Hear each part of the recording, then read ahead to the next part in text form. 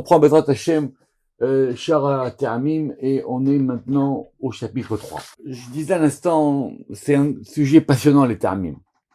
C'est un sujet passionnant parce que, d'abord, c'est complexe, c'est évidemment très très complexe.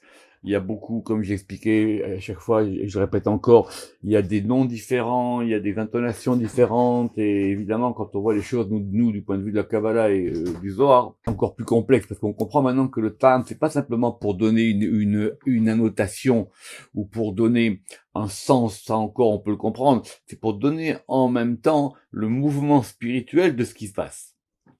Alors, on va commencer par un exemple. Vous savez que la dernière fois, on avait fait Karnepara. D'accord? Karnepara, vous vous rappelez que ce sont les cornes de la vache. Et nous, on avait expliqué que c'était la vache qui donnait des coups de corne. Et le Rama qu'il avait expliqué là-bas, que c'était du côté du din. Parce qu'effectivement, cette vache-là, elle est liée à la malchoute. Et c'est avec ses coups de corne qu'elle va donner des coups de corne partout. Et elle en donne à droite et à gauche. Parce qu'effectivement, ça veut dire que la malchoute, elle reçoit beaucoup de din, et comme elle reçoit beaucoup de din, alors maintenant elle montre tout son din. Or, vous savez que ce ta'am de Karnepara, il est très rare. Karnepara, il apparaît une fois dans la Torah, et dans les Nevi'im, et dans les Ketuvim.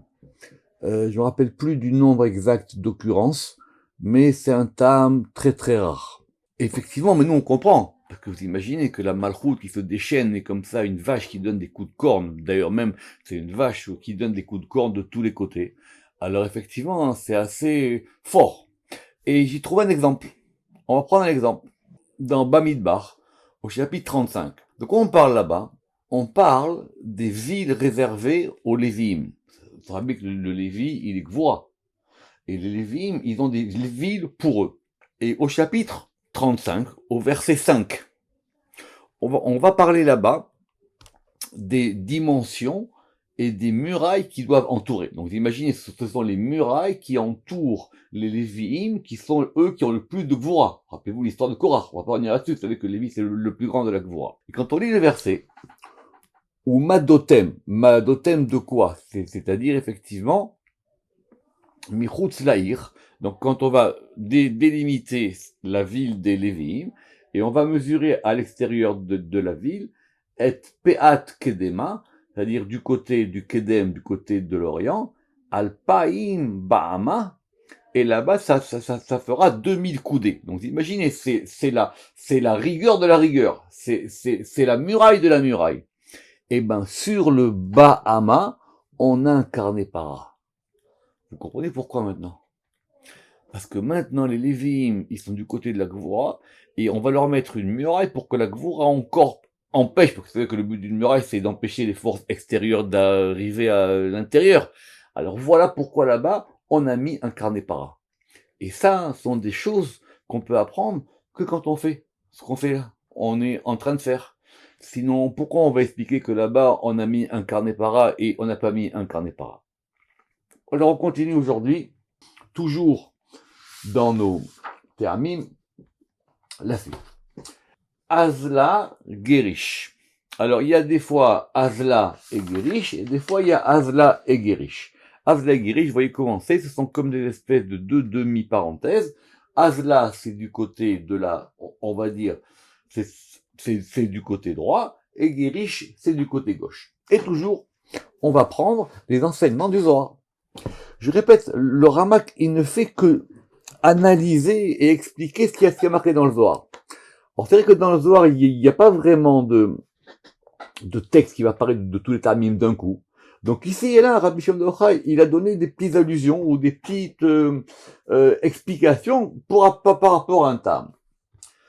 Puis reste Rabbi Shimon bar Yochai, Rabbi Shalom, que ça correspond à deux bras. She'em Shnei Zruot. V'anira Beilu HaTe'amim. Et on voit dans ces deux termines qui em Zruot, que ce sont des bras, Be'et itiardam batiferet, et ces deux bras, ils vont s'unir par rapport à un axe central, qui est l'axe de Tiferet. Je relis, qui aime azrod bet itikodam batiferet, et kavem saï. Vezeu. Et donc, on a un bras du côté droit, Vezeu she'echad mitzad yamin, ve'echad mitzad smol. Ushtehem to'amim milemala. Or, ces deux bras, ils vont donc s'accorder. Ils sont to'amim. Vous voyez bien que ils sont à même degré, à même distance, à même hauteur.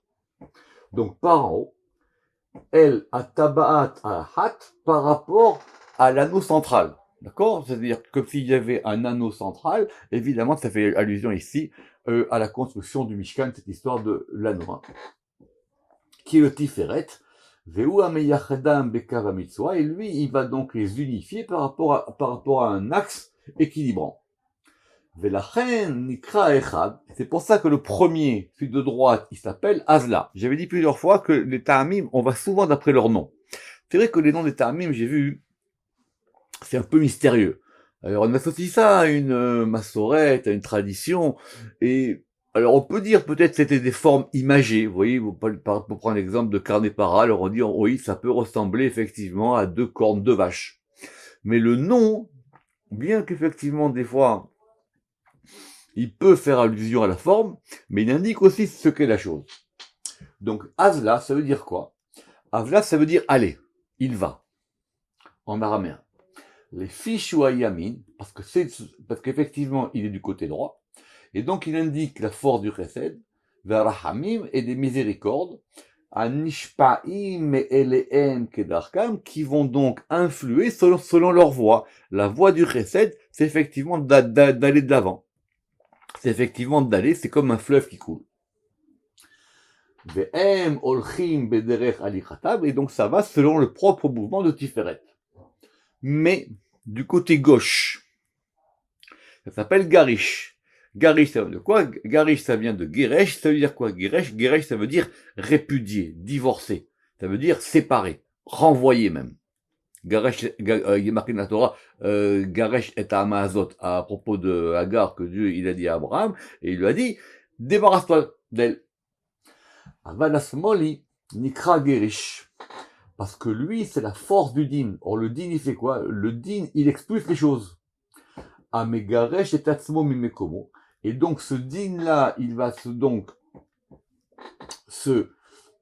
on va dire, se dévier de son endroit pour aller du côté des miséricordes. Donc, il y a un mouvement vers la droite et un mouvement vers la gauche. Et c'est ça le Hazla Geresh. Ça veut dire, il y a un mouvement droite, un mouvement gauche, et les deux se rejoignent dans un milieu. Alors, un tam passionnant, qui est le psik. C'est quoi le psik? En gros, c'est pour marquer une coupure dans un verset. Et c'est en général une coupure assez brutale. D'accord? Et on va voir des exemples très précis de ça. Et évidemment, il ressemble à une espèce de vave qu'on met entre deux mots pour les séparer. Quel est le principe qui va séparer? Normalement, c'est le yisod. Amavdil ben haolam elyon le olam atarton. Alors évidemment, encore une fois, en faisant les ta'amim, le Rama qui nous donne des choses sur les sirotes qu'on n'avait peut-être pas vues assez bien. C'est vrai que Yesod, il est aussi un séparateur. Il est un séparateur entre le monde d'en haut, qui est composé donc des 9 sirotes, et le monde d'en bas. Alors ça, on l'a pas vu forcément. D'accord? Parce que lui, il va séparer entre Tiferet et Malchut. Évidemment, Tiferet, c'est tout ce qui est au-dessus, et Malchut, c'est tout ce qui est en bas. Ve'ed apsik. Et on va prendre des exemples. L'exemple le plus connu, c'est que dans les 13 mesures de miséricorde, j'espère que vous les connaissez, que Dieu il a donné à Moshe, là-bas il y a marqué, Hachem, Hachem. Il y a 2 fois le Shem Yud Kevavke, Adonai, Adonai, El Rachum et Hanoun. Et c'est assez bizarre de voir qu'on a 2 noms de Dieu, et ces 2 noms de Dieu, ils sont coupés, ils sont séparés. L'autre exemple, c'est lors de la Akedat Yitzhak, que Dieu, à la fin, une fois que Abraham il a fait avec Yitzhak la ligature, etc., Dieu il appelle, et il a dit, il a marqué là-bas, Abraham, Abraham. Et les deux sont séparés. Et il y a un très très beau Zohar qui va analyser ces psyches dans la Torah. Parce que des fois, même quand un nom est répété, on pourrait dire effectivement, ça marche comme une virgule. Il y a marqué Abraham, Abraham, donc en français même, on ferait une pause. Mais dans la Torah, des fois, c'est pas lié. Alors le Zohar là-bas, il a dit pour Abraham, Abraham, parce qu'il y a deux Abraham. Il y a un Abraham d'avant la Akelat Yitrak, d'avant la ligature, et un Abraham d'après. Abraham, il a changé. Il y a eu une modification dans Abraham. Alors, ce psyche-là de Hachem, il est compliqué. Comment est-ce qu'on peut séparer les deux? C'est-à-dire quoi? Il y a deux noms d'Hachem. On aurait pu mettre Hachem. C'est la question que le Zohar, il va poser.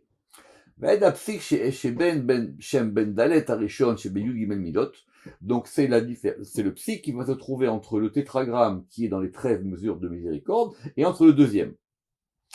Alors, sur ça, il y a beaucoup d'explications. Rama qui va ici en ramener une classique du Zohar, qui a Echad Lemala Baketer, que le premier Shem Yud Kevavke, il est dans Keter, et le deuxième dans Malchut. Donc c'est pour ça qu'on les sépare. Parce que pour faire intervenir ces mesures de miséricorde dont je vous rappelle qu'elles sont venues lorsqu'il y a eu la faute du veau d'or et que donc il fallait en tout cas essayer de réparer un petit peu. Alors il faut qu'il y ait un degré de Keter et qu'il y ait un degré de Malchut. Donc entre les deux noms Yudke Vavke, on a mis un psik. Maintenant, c'est quoi cette différence? Comment est-ce qu'on va marquer cette différence? Vea psik, miyardam derer kava emsaï. C'est qu'à la fois, ça les sépare, mais en même temps, ça fait une union. C'est comme un élément entre les deux. Et donc, c'est quoi cet exemple de quelque chose qui est séparé et en même temps qui unit?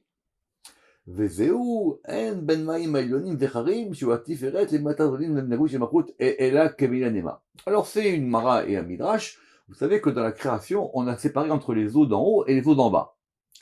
Et on a dit, il y a une différence entre les eaux d'en haut, qui sont donc des eaux masculines, on l'a vu dans l'article Nazoar, qui est donc liée à Tiferet, et entre les eaux d'en bas, les Maïm Tartonim, qui elles sont féminines, liées à Malchut. Et le Midrash, il dit, il y a la même différence, enfin, cette différence, cette séparation entre les deux, c'est comme un cheveu, qui est malénima. C'est comme un tout petit fil. C'est vraiment infime, on va dire. Ou malénima, ou chotaseara. Donc le Rama qui dit que c'est comme un cheveu. Or, cette histoire du cheveu, ça correspond à Yesod. Alors, évidemment, ça peut correspondre à Yesod et à Malchut. Tout ce qui s'applique à Yesod s'applique à Malchut. Et Rabbi Shimon Yochai, il a donné une autre explication dans la Tikkunim sur ce psyche-là, qui est entre les deux noms. Et il a dit, Shakadosh Baruchu Medagde Kimatzadikim, que Dieu, il est scrupuleux avec les justes, comme la mesure aussi fine qu'un cheveu. C'est connu que quand il y a des gens qui sont justes, donc ils doivent faire attention à ce qu'ils font et en même temps ils savent ce qu'ils font. Donc des fois, pour une petite chose qui nous paraît insignifiante, Dieu veut dire attention. Ça, il fallait pas le faire. Et la raison, elle en est. Parce qu'effectivement, le juste, il va être effectivement jugé par rapport à son attribut à lui, et ça sera comme par rapport à ce cheveu qui sépare les choses. Mais si Dieu veut, on retrouvera ça, je pense même une fois que j'avais fait un cours avec Rav Marciano sur cette histoire, il y a un très très beau Zohar sur l'histoire du psyche. Pourquoi des fois on sépare, pourquoi des fois on sépare pas? Notez que quand même, mon frère, dans son sidour, il a marqué que là-bas, vous savez qu'il y a donc deux fois Yud Kevavke, Hachem, El Rachum et Hanoun. Mais, si vous coupez entre les deux, vous avez donc 2 fois 26. Mais si vous mettez les deux ensemble, ça fait 52. Or, 52, c'est un autre Shem. Donc, on a voulu à la fois séparer et mettre ces deux noms Yud Kevavke ensemble pour pouvoir déclencher ces fameuses 13 mesures de miséricorde. Alors, le Révia. Le Révia, Rabbi Shimon Yochai, il a expliqué que le Révia, il indique la Bina. Pourquoi? Parce que la Bina, évidemment, c'est un point qui est caché. La Bina, vous savez que c'est le degré de la mer, elle est cachée, elle est en haut. Et en plus, Revia, ça veut dire quoi? Revia, alors vous savez que le Aïn en araméen, des fois, il provient, ou en tout cas, il a l'équivalent du Tsadé en hébreu, et ça vient de Rovetz. C'est quoi Rovetz? Vous vous rappelez, Rovetz, c'est dans le verset, Rovetz à la Banim, ça veut dire le fait que c'est comme un animal, comme vous vous rappelez, comme cet oiseau qui recouvre de par son corps et de par ses ailes les oisillons. En gros, ça veut dire aussi être tapi. C'est-à-dire que vous voyez que comme ça veut dire quand on est tapi, ça veut dire on recouvre quelque chose. Or, quel est l'élément qui recouvre et qui protège les enfants? C'est donc la mère. Et la mère, c'est la binah. Que ima revia albanin, comme une mère qui est tapie, qui protège ses enfants. Ou tnuato be'alia. Or, le ravia, toujours, c'est un mouvement montant. Ravia. Et donc, il indique que c'est Tiferet, à Olé Leitaem Baem, c'est Tiferet qui va venir monter pour pouvoir être protégé ou se cacher dans la mer. Alors, vous pouvez prendre des exemples. Vous pourrez prendre des ravias dans la Torah. Ça, effectivement, des ravias, il y en a beaucoup. Et on comprend que c'est un mouvement montant pour aller vers la Bina.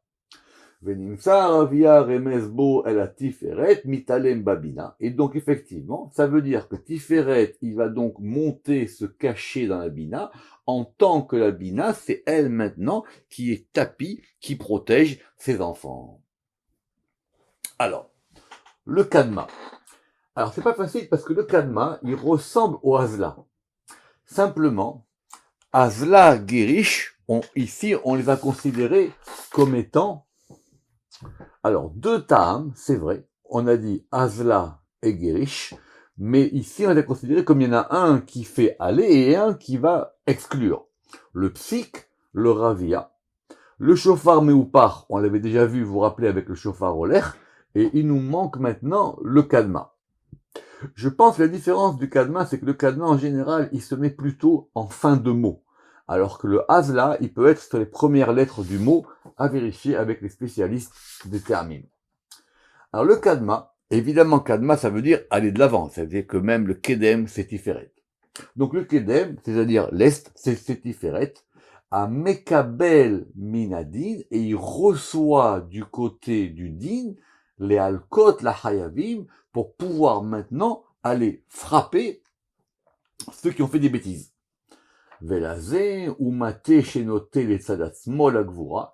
Et donc, on peut comprendre que ici, il va vers la gauche, du côté de la gvura, ou mashpia adin, et donc il va donc influer du din, même à Netzar, qui est du côté de Chesed. Évidemment, Netzar, il est sur l'axe de droit. Velazé, niguno, kepaam, bekol. Et donc, c'est pour ça que quand on va le chanter, ça va être une élévation de la voix du côté du din. Intéressant parce que si effectivement ce qu'on a c'est juste, le kadma et le hazla, ils sont a priori similaires quand on les dessine. Maintenant, pour le hazla, il a dit qu'il va du côté droit. Simplement, il va du côté droit, mais c'est par rapport à un centre. Alors que ici, le kadma, apparemment, c'est simplement la droite qui va vers la gauche. Alors, le zakef katan, mais je sais pas pourquoi tout le monde dit le zakef katon, mais il me semble me rappeler que M. Solomon des Condés il m'avait dit qu'on pouvait dire les deux. Alors, les zakef, ça veut dire relever en hébreu, d'accord? Zokef kifufim, dans les brachot du matin, c'est que Dieu, il relève les gens qui sont abaissés à cause des épreuves de la vie et des choses différentes. Alors, zakef katon, et il s'appelle le katan parce qu'il va avoir aussi un zakef gadol. La différence entre les deux, c'est que le zakef katan, il est comme le zakef katan, c'est comme 2 points. En fin de compte, il ressemblerait presque à un sheva qui serait devenu un tam, et c'est ce qu'on va voir maintenant. Alors, ou à chesed ve'adin levad, c'est quand uniquement on a chesed et din tout seul. Ça veut dire qu'il n'y a pas d'élément intermédiaire. Et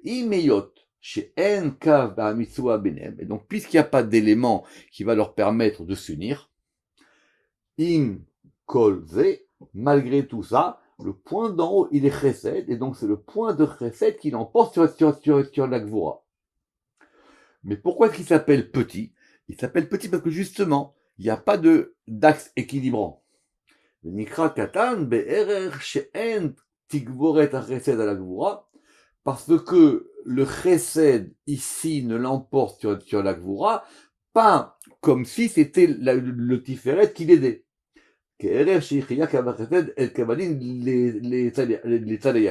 On va relire. Et il s'appelle petit, be'erer, c'est-à-dire en proportionnalité, chez Entikboret Achesed à la Gvura, parce que on va dire, le Chesed ne l'emporte sur la Gvura, pas de la même manière que si le Chesed l'emportait sur la Gvura du côté droit. D'accord, ils sont à peu près ensemble, mais c'est 2 points l'un sur l'autre, mais c'est quand même le Chesed qui l'emporte, mais c'est pas, on va dire, une victoire franche, si on peut parler ainsi. Et là, chez MZ, Al-Gazé. Et donc, effectivement, ils se retrouvent l'un sur l'autre, selon leur ordre de création, leur ordre d'émanation, qui est que le Chesed est au-dessus de Gvura. Intéressant, par exemple, quand on regarde ici maintenant les sirotes. On n'a pas vu, nous, en général, on pensait que Chesed, il est à droite et Gvura, il est à gauche. Mais dans l'ordre d'émanation, c'est pour ça que le Ramak ici, il a dit que derrière Atsilutam, dans l'ordre d'émanation, lorsque les sirotes, elles sortent de Bina, c'est Chesed en premier et Gvura ensuite. Donc ça fait 2 points l'un sur l'autre. Après qu'ils puissent se déplacer le Chesed à droite et la Gvura à gauche, c'est une autre question. Très bien. Le Zakef Gadol. Alors pourquoi est-ce qu'il est grand, lui? Il est grand parce que lui, il a une barre. Il a une barre du côté gauche qui ressemble aussi à un Vav. Alors, Rabbi Shlomo il a expliqué que ces 2 points, comme dans le Zakef Katan, ils correspondent à Chesed ou Gvura. Simplement, ou les Fichar, c'est pour ça qu'on a un qui est en haut, Echad le Mala Michavero, un qui est au-dessus de l'autre, les Orot, Al Tegvura, Tarete la Gvura, pour indiquer que le Chesed l'emporte sur la Gvura. Mais il s'appelle donc Gadol, évidemment, Gadol, ça vient de Gedula, c'est Chesed, la Chen Nikra Gadol, Milachon Gedula. Mais pourquoi est-ce que maintenant c'est beaucoup plus grand? Parce que c'est grâce à Tiferet qui va donc maintenant faire pencher la Gevura, amater la Gevura du côté droit. Et c'est pour ça que le Vav est placé à gauche. Parce que le Vav qui est placé à gauche, il va contraindre la Gevura à aller du côté de Chesed. Et la Chena Vav Chesed Asmol, les Orot, chez Vira Gevura Mitzad Avar Anar, et donc, en fin de compte, c'est comme si il lui fait changer de rive. C'est comme un fleuve, il a des rives, et il va donc lui dire, attention, non, il faut aller de l'autre côté, vers Anar. Et donc, du côté de Chesed, qui est le côté des Rachamim. Et donc, le Rama qui va faire un petit dessin, c'est très simple. Vous allez faire un point à droite, une ligne au milieu, une ligne verticale, et un point à gauche. Ça fait un point, une ligne, un point. Donc, ce qui au départ était comme ça, c'est-à-dire qu'on avait un point à droite Chesed, un point à gauche Gevura, et une ligne au milieu Tiferet. Ou Mashiayakaze, c'est-à-dire Tiferet qui se trouve entre les 2 points. Maintenant, on va déplacer la ligne vers la gauche, de façon à ce qu'on ait la ligne vers la gauche et les 2 points, l'un au-dessus de l'autre, du côté droit. Que du coup, les points sont placés du côté droit. Autrement dit, je répète, c'est un mouvement. Vous aviez un point qui est à gauche, le point il est à gauche de l'axe, et maintenant ce point, l'axe il fait qu'il dit attention, non, toi tu restes pas à gauche, toi tu vas venir maintenant te placer sous le point de Chesed. Alors on va terminer avec Shalchelet. Alors, Shalchelet en hébreu c'est une racine. Alors c'est un terme très connu parce que il a toujours des prononciations Shalchelet. Il a toujours des prononciations assez, on va dire, tonitruantes. Et c'est tellement tonitruant qu'il va rappeler, et d'ailleurs il va même correspondre à la teroua, comme au son du chauffard. D'accord? Comme au son du chauffard, de la teroua. Alors, le son du chauffard de la teroua, il correspond en général à Tiferet. C'est pour ça que Rabbi Shimon Bar Yochai, il a dit qu'il correspond à Tiferet, et que ça correspond aussi à ce degré de la teroua qui est dans Tiferet. Ve'im eyot, chez Iba Malchut.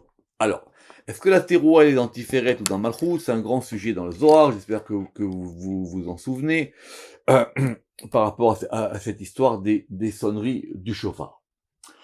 Im kolve, yitashev à Tiferet, la dit on peut aussi l'attribuer à Tiferet.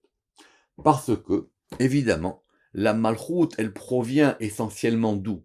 Qui Misham, Ikara Malchut, ou Misham Ba, parce que c'est de ce côté-là qu'elle provient, et de ce côté-là qu'elle va retourner. Normalement, vous vous rappelez, Malchut et Tiferet, ils étaient faits pour être ensemble, les deux luminaires de la lune et du soleil, Kishnem Yachad, parce que les deux, ils sont ensemble. Alors, ça veut dire quoi maintenant cette notion de Shalchelet? Alors, Shalchelet, c'est presque un enchaînement. Et si c'est un enchaînement, c'est quelque chose donc qui attache, comme une chaîne. Ça va chaîner, ça va attacher des choses. Parce que Tiferet, et lui-même Tiferet, si je peux dire ainsi, c'est un attacheur. Tiferet, c'est un liant. Mais Pnei Shalchelet, et qui va donc, et Tiferet, il attache quoi? Il attache les deux extrémités. Le côté de Rahamim, des miséricordes, et le côté du Din. Et donc, on pourrait presque dire, dit le Ramak, attention, attention, ça va être subtil. On a bien vu aussi que dans le Hazla Geresh, on avait aussi les deux côtés droite et gauche qui étaient liés par un centre. Alors si c'est comme ça, dit le Ramak, quelle différence y a-t-il entre Shalchelet et le Hazla Geresh? Question intéressante. Pourquoi c'est intéressant? Que ça veut dire que, évidemment que d'après la règle, ce sont deux théamim complètement différents. Ils ont même des pronoms différentes. Mais maintenant qu'on va comprendre les théamim par rapport à leur mouvement, ici c'est à peu près le même mouvement, puis qu'on a dit que Shalchelet, c'est un Tiferet qui va donc unir, donc c'est une chaîne, il enchaîne, il attache, il réunit, et c'était le même cas pour Hazla Geresh. Alors si c'est comme ça, quelle est la différence? Parce que, qui a Shalchelet, parce que le Shalchelet, Nirmaz Betiferet, lui correspond à Tiferet, Be'et Eyoto Kosher, en tant qu'il va attacher entre Chorma et Bina. Comment est-ce que Tiferet, il attache entre Chorma et Bina? Vous vous rappelez par date. Entre Gedula et Gevura. Et entre Netzaraod. Parce qu'effectivement, Gouf ou Brik Rabinachad, parce qu'effectivement, c'est le corps et le Brik qui sont ensemble. Pourquoi le Ramak dit ça? Parce qu'effectivement, on peut comprendre que Tiferet, il attache entre Gedula et Gevura, c'est sa place. Mais entre Netzach et Od, quelle est la tâche? Eh ben, c'est Yesod. Donc, il attache des trois côtés. Et, si on dessine avec un gros plan, je vous montrerai le plan du manuscrit qu'il y a ici, on pourrait presque dire que c'est, alors, nous, en général, on fait ça comme une espèce de Z, comme ça, vous savez, de Z un peu vibrant, qui correspond à ça. Alors, Mac, il dit qu'on peut considérer ça comme étant trois bosses. Trois bosses. Et ces trois bosses, BO, comme la bosse d'un chameau, c'est de là d'où vient le mot des chatrotrot, que le Ramak emploie ici. Parce qu'effectivement, il va attacher en trois côtés. C'est-à-dire, il va attacher entre, je répète, entre Chorma et Bina, Gedula Gevura, Netzach et Od. Kesher Shlosha Mekomot, donc il va attacher trois endroits, ces trois endroits-là, Besod Achra, par le secret de la Achra, qu'on va dire le secret de l'équilibre, il les équilibre et donc il est contraint à être ensemble. Ou Mashpia Ashpaatam Adlemata. Et donc, ça attache tous les côtés et ça fait descendre jusqu'en bas. Shalchelet, ça descend jusqu'en bas. Besodane-kuda atartona, jusqu'au point inférieur qui est la pointe basse du Shalchelet. Asherbo, Shiusod Ashpat Mekabetset, qui va donner maintenant le secret de l'influx unifiant, Mekabetset, de l'influx qui va réunir tout dans la Malchut, parce que c'est dans la Malchut que se passe la teroua. Extraordinaire. Ça veut dire qu'on relie tous les degrés, depuis l'en haut jusqu'à l'en bas, et on les fait descendre dans la Malchut. D'où ce sont de teroua. Shalchelet, c'est un tam tellement intéressant que, je vous l'ai dit dans le Lima, le Ramak, il n'a pas peut-être eu le temps, ou on n'a pas peut-être les bons manuscrits, d'expliquer tous les ta'amim. Et là-bas, il va donner une autre explication de Shalchelet. On a un peu de temps pour voir ce qu'il va dire là-bas. Donc il dit que dans les Tikkunim, c'est marqué dans Bereshit, que il y a 3 points. Donc on considère encore ces 3 aspects de Shalchelet, c'est-à-dire la pointe d'en haut, la pointe d'en bas et la pointe du milieu. Or, ces 3 points, ils peuvent être aussi équivalents dans le Segolta ou dans les 3 points du Vav, ou dans les 3 points du Shurek avec des points. Et on a l'impression là-bas que dans le Zohar, ça correspond donc aux 3 séphirotes d'en haut. Les physés. Yoré al bechina shloshtam mishtal shelet zomizo. Et donc, ça indique que maintenant, ces 3 aspects, ils vont donc s'enchaîner ensemble de façon égale. Zo kolelet kolametziut, zo kolkametziut. Et que donc, tout est uni, à tel point que maintenant, on ne peut plus distinguer entre la droite et la gauche et le centre. Et donc, tout est attaché, tout est enchaîné. Donc, du coup, bien qu'on ait aussi 3 éléments dans le Segolta, c'est pas pareil. Parce que ça correspond aux 3 points principaux qui sont ensemble, c'est-à-dire le supérieur, l'inférieur et celui du milieu. Et donc c'est comme ça qu'effectivement on va mettre ensemble ce degré de Shalchelet. On reprendra la prochaine fois. Baruch Adonai Le'olam. Amen ve Amen.